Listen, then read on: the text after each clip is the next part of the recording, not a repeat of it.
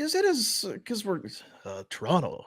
Brad Treliving, he's circling around Vancouver. He's checking in on the two centers. All the is it as hot with Vancouver as we're being led to believe? Or if you call it, we're not doing much. Is that Treliving's all over? Do you know what I mean? I'm just wondering to what extent are these conversations happening with Vancouver right now, Well, with Toronto and Vancouver, or just in general, I yeah. guess.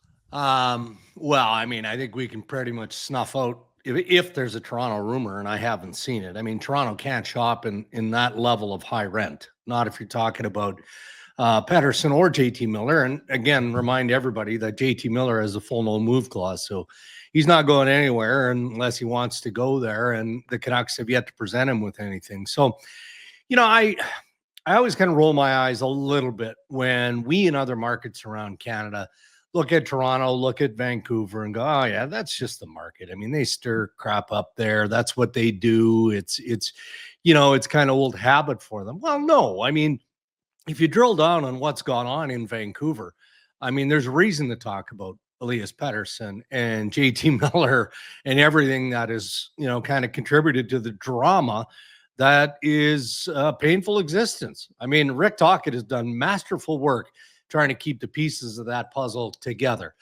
It's a tricky one, though. Now you put yourself in Patrick Allvin's office, and you've had multiple trade conversations about Pettersson, especially, because he doesn't have the same level of trade protection. Aren't you a little bit concerned that, okay, maybe he comes off injury here and he's had time to really drill down and focus on what he has to do to be a better hockey player. And all of a sudden he starts to apply it, but you're not convinced. Or worse, you trade him, you get a decent package back, but then all of a sudden he goes, okay, well, you know what?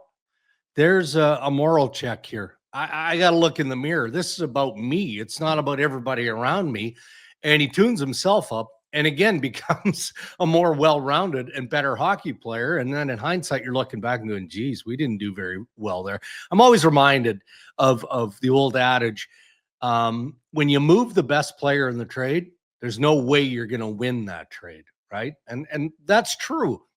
But in Vancouver's case, yeah, you can have the best player in the deal in Elias Pettersson, but if he's not what you need to get you over the hump to make you a contending team, then why are you hoarding an asset that maybe can bring in two or three other pieces that make you better? And I'm sure that that's kind of the mental warfare that's happening inside the management offices in Vancouver as well.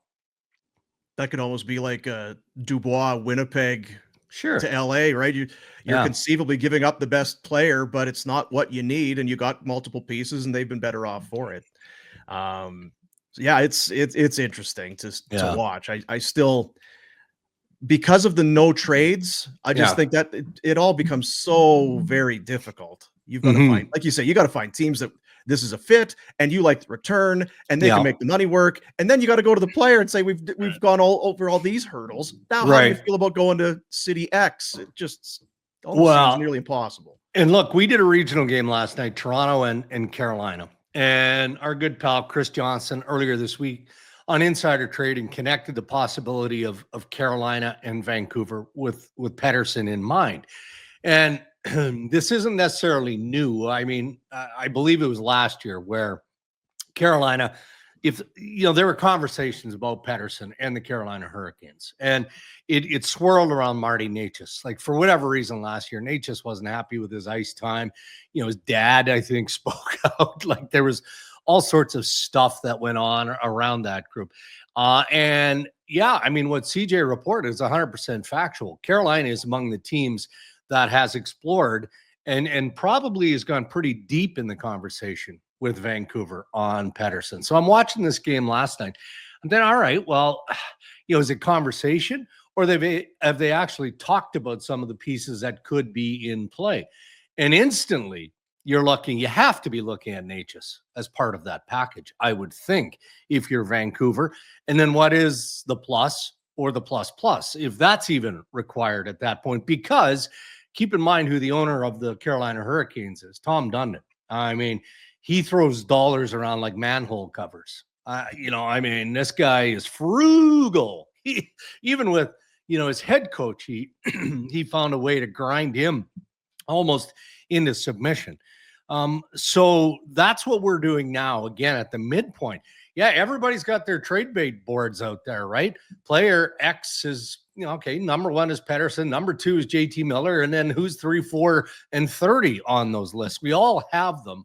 But now you're getting to a point where you see teams like Boston and other clubs who are swirling in that world of desperation. And you're like, okay, well, it's more than tire kicking now, isn't it? It's more about maybe I do try and get that player or make my move early. You've got 4 Nations coming up. You've got a lot of stuff in the way before March 7th. So I think that's why some of the speculation is heating up. Hey guys, thanks for watching. Be sure to check out more of our content right here on the Flames Nation YouTube page. We had a bunch of great long form interviews.